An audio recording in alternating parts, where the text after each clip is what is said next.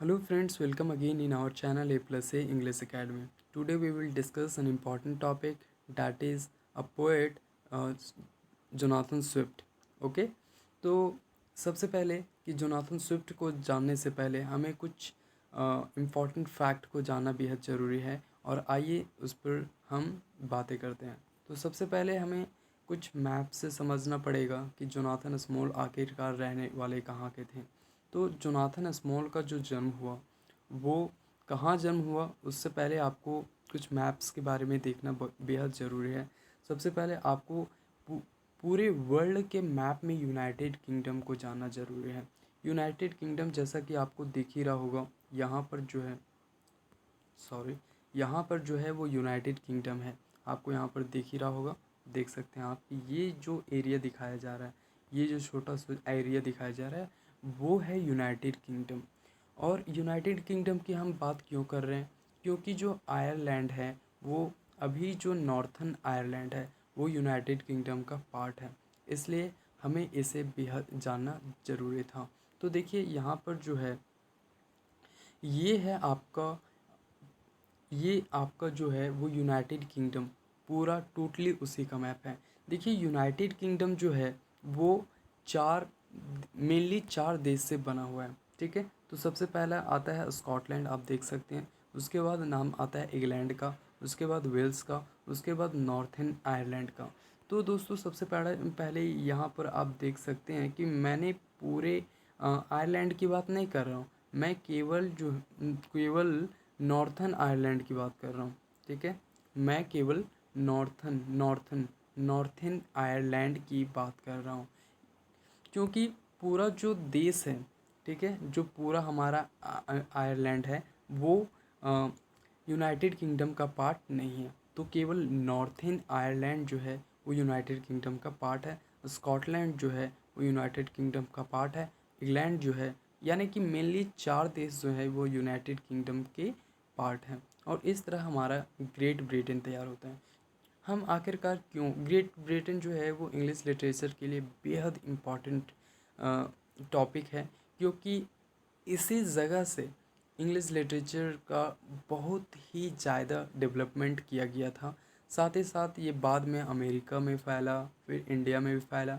तो English literature का जो सबसे पहला, इंग्लिश लैंग्वेज का भी जो सबसे पहला डेवलपमेंट पॉइंट अगर कहा जाए तो यही वाला एरिया है. इसलिए हमने क्या किया है, इस वीडियो में आपको डील ये बताने की कोशिश किया है कि आखिरकार इंग्लिश की हिस्ट्री में आखिरकार इसका डेवलपमेंट कहाँ से स्टार्ट हुआ. ठीक है, तो अब मैं दूसरे पॉइंट की बात करने जा रहा हूँ, आयरलैंड. आयरलैंड के आप इस डबलिन शहर को याद रखें. क्यों, क्योंकि ये डबलिन शहर जो है वो आज आयरलैंड का जो है आयरलैंड की कैपिटल है डबलिन. ठीक है, यहाँ पर देखिएगा कि आपके नॉर्थन जो आयरलैंड का पार्ट है वो येलो कलर का है. ठीक है, वो क्यों है, क्योंकि वो जो है वो आयरलैंड का पार्ट नहीं है. तो आपको याद रखना है कि आयरलैंड की राजधानी जो है वो डबलिन है. ठीक है, तो अब हमें जोनाथन स्विफ्ट के जानने के लिए इनके बारे में जानना बहुत ही आसान हो जाएगा.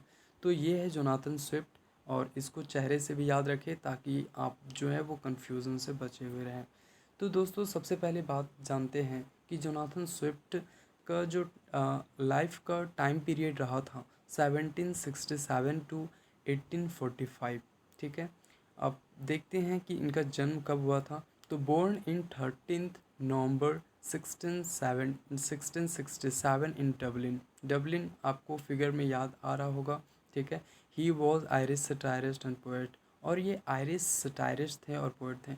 चूँकि इनका जन्म जो है वो आयरलैंड में हुआ था, और ये जो है वो आयरलैंड की जो स्थानीय भाषा है आयरिश, उनके बहुत बड़े सटायरिस्ट थे और पोएट थे. बाद में इनके पास इंग्लिश नॉलेज भी था. इनके जो ग्रैंड मदर थी, यानी कि जोनाथन स्विफ्ट की जो ग्रैंड मदर थी वो नीस थी किसकी, तो ड्राइडन के ग्रैंड फादर.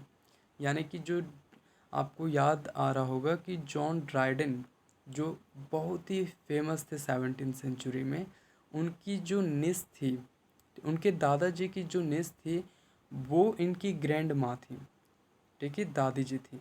तो आप समझ सकते हैं कि जोनाथन स्विफ्ट और ड्राइडन का कहीं ना कहीं रिलेशन था।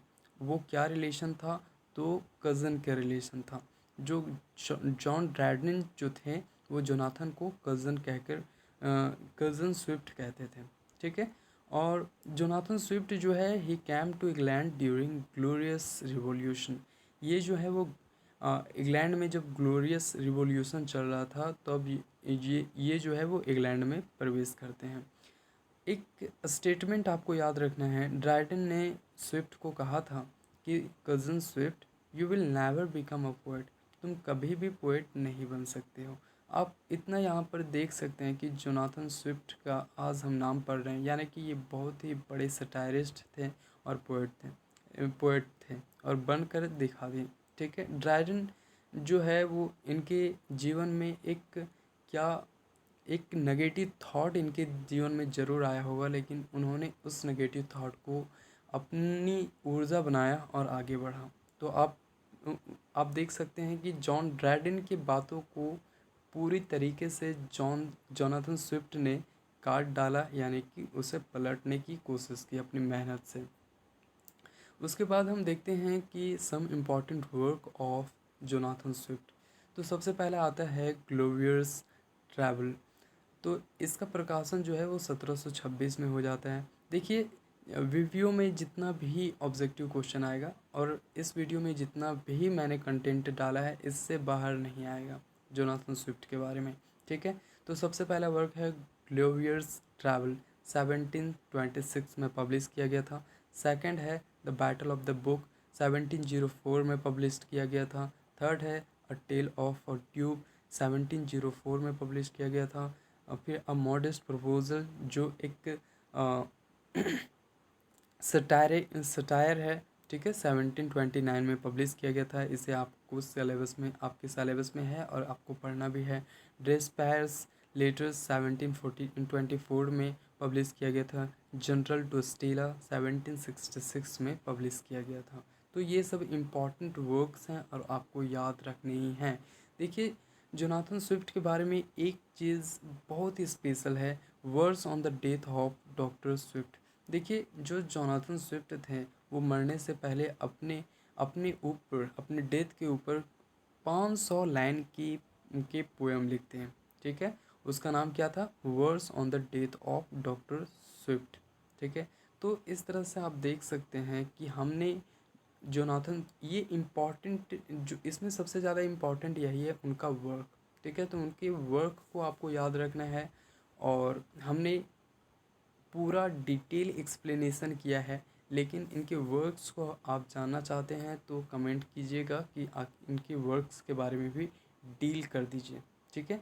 अगर मैं अभी डील करूँगा तो काफ़ी वीडियो लंबा हो जाएगा। दोस्तों, अगर मेरा वीडियो अच्छा लगा हो तो मेरे चैनल को सब्सक्राइब करें और मेरे वीडियो को लाइक करें ताकि मुझे मोटिवेशन मिले और मैं आपके लिए ढेर सारा अच्छा से अच्छा वीडियो प्रोवाइड करवा दूँ, ठीक है।